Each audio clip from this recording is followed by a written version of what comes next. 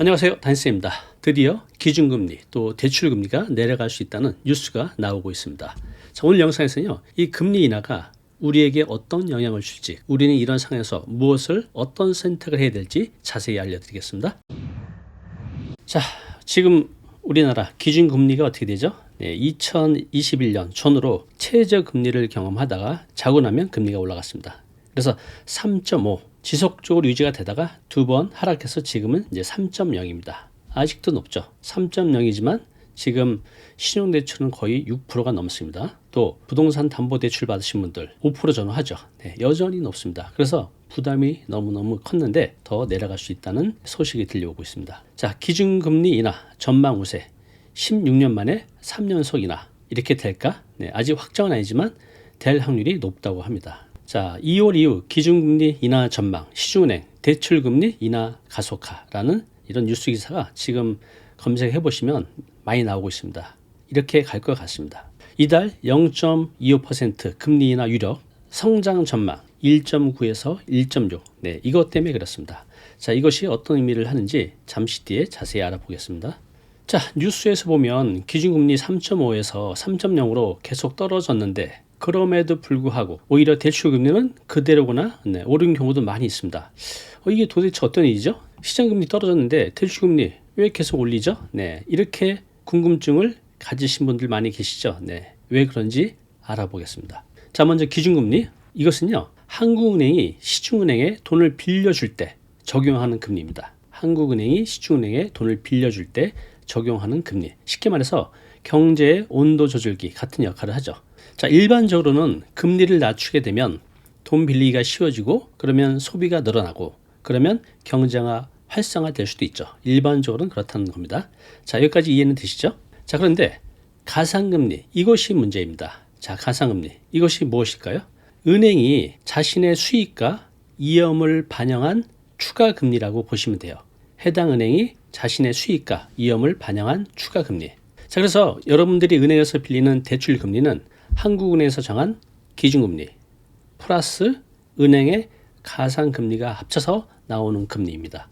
그동안은 기준금리가 찔끔 떨어졌지만 이 가상금리가 더 많이 올라가서 전체적인 대출금리가 금리가 떨어졌음에도 불구하고 올라간 경우가 있었죠. 그런데 왜 가상금리를 더 올렸을까요? 그동안은 금융당국이 가계대출이 너무 많아지니까 리스크를 줄이기 위해서 대출 너무 많이 해주면 안 돼 라고 압박을 하면서 그래서 하는 수 없이 은행들이 가상금리를 올렸던 겁니다. 자, 그래서 여러분들이 대출 받으실 때 은행에 가면 기준금리에 가상금리 함께 나와져 있거든요. 그래서 요거를 다 확인해 보십시오. 기준금리 현재 얼마이고 내가 이 은행에서 빌리는 가상금리는 얼마인지. 신용대출 같은 경우는 이 가상금리가 부동산 담보대출보다는 훨씬 더 높은 것을 확인할 수가 있습니다. 자, 금리 이번에 내려갈 가능성이 높다고 하는데요. 내려가는 그 이유, 그 배경이 있을 겁니다. 자, 무엇인지 살펴보겠습니다. 자, 올해 경제 성장률 빨간불. 정말 심각한 빨간불이 켜졌습니다. 2월 금리 인하 확실시. 요거 때문에 금리가 내려가는 겁니다. 자, 현재 기준금리 얼마죠? 3%입니다.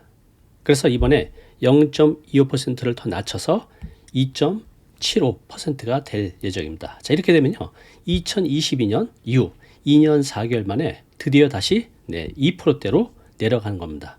자, 여기 보시면요, 우리나라 시중 5대 은행장이 올해 2025년 기준금리 얼마나 갈까 예측한 게 있습니다. 자, KB 국민은행 은행장은요, 기준금리 2.5%, 신한은행은 2.25%, 하나은행장은 2.25%, 우리은행장은 2.5%, NH농협은 2.5%. 어쨌든 시중 5대 은행장이 2.5% 내지는 2.25%까지 떨어질 것으로 본다고 예측을 했습니다. 자, 그렇다면 한국은행 왜 금리를 낮추는 걸까요? 그 이유는 저성장 우려 때문에 금리를 낮춘 건데 그 저성장 정도가 매우 심각합니다. 자, 이창용 올해 성장률 1.6%로 다시 보고 있어. 불과 3개월 전만 해도 1.9%로 봤습니다. 이것도 하향 조정하는 거였거든요. 그런데 18일 국회 기획재정위원회 전체회의에서 올해 경제 성장률 1.6%로 더 하향 조정했습니다. 심각하다는 뜻입니다. 자, 그렇다면 1.6% 어찌든 성장하는 거 아니야? 라고 생각할 수 있잖아요. 그런데 이것은 단순히 성장이 느리다는 것을 넘어서 우리나라 경제 전반에 큰 위험으로 다가오고 있다는 신호입니다. 자, 우리나라는요, 아시다시피 수출 중심으로 돌아가는 구조죠. 그래서 지금 이제 관세 때문에 우리나라가 더 힘들어질 거라는 거잖아요. 왜? 수출 중심 국가이기 때문에. 자, 우리가 만든 반도체, 자동차, 또 스마트폰 이런 제품을 해외에 팔고 돈을 벌어서 그 돈이 기업과 가게로 우리에게 흘러 들어오는 이제 경제 구조이죠. 그런데 경제 성장률이 1.6%로 떨어졌다는 건요, 수출이 둔화되고 기업 활동이 크게 위축됐다는 뜻입니다. 자, 이렇게 되면 기업들이 투자를 줄이고, 그렇게 되면 고용이 감소하게 되고, 감소되니 가계소득이 줄어들게 되고, 그러면 사람들은 더더욱 소비를 줄이는 악순환이 발생되는 겁니다. 자, 여기 보시면요, 해외 주요 기관 2025년 한국 경제 성장률 전망을 보고 있는데요, 여기 약간 흐린 파란색이 기존 전망이고 파란색이 수정 전망입니다. 대체로 내려왔죠. 자, 1.6, 1.8, 1.7 이렇게 예측한 데도 있지만, CT, JT모건 이런 데들은 심지어 1.4, 1.2, 1.0까지 예측한 것들도 있습니다. 국내뿐만 아니라 해외 기관들이, 주요 기관들이 바라보는 거기 때문에 이 예측이 거의 맞을 거라고 봅니다. 자, 이렇게 경제 성장률이 낮아지면 큰일 나겠죠. 그래서 한국은행은 금리를 낮춰서 사람들이 돈을 더 쉽게 빌리고, 또 그래서 소비와 투자를 늘리게 하려는 거죠. 쉽게 말해서 돈 좀 더 써주세요 라는 신호를 보내고 있는 거죠. 자, 여기 보실까요? 한국만 보고 있다가 망한다. 기업들을 말하는 겁니다. 너도 나도 탈출 러시. 여기 보시면요, 신규 공장 건설 90%가 우리나라가 아닌 미국, 아시아로 몰려가고 있다는 뜻입니다. 국내 공장이 생겨야 고용이 창출이 되는데 죄다 이제 외국에, 해외에 제조업 공장을 투자하고 있다는 겁니다. 볼까요? 자, 여기 지금 우리나라인데 원래 우리나라에 있어야 될 이런 공장들이 중국, 인도, 베트남, 미국, 가테말라, 러시아, 헝가리 다 빠져나가고 있습니다. 자, 이만큼 기업들은 우리 일반인이 보는 것보다 더 빨리 시장을 읽죠.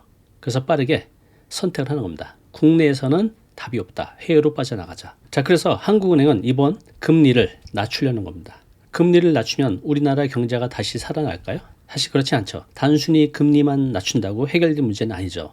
수출 시장, 또 글로벌 경제 상황, 이 모든 다양한 변수, 외부 변수가 어떻게 작동하냐에 따라 달라지죠. 그렇지만 우리가 지금 할 수 있는 선택지는 금리 인하, 사실 이것밖에 없는 겁니다. 자, 그렇다면 지금 시중은행 어떻게 움직이고 있는지 한번 보겠습니다. 자, 먼저 좋은 소식이죠. 드디어 시중은행들도 금리를 인하하고 있습니다. 자, 여기 보시면 농협 대출금리 최대 0.6포인트 인하, 또 국민은행도 아파트 담보대출금리 0.1포인트 낮춘다는 뉴스 기사입니다. 자, 그런데 이런 의문이 있으시죠. 그동안 3.5에서 3.0까지 내렸는데 이렇게 찔끔 내렸지? 왜 이렇게 조금밖에 안 내렸지?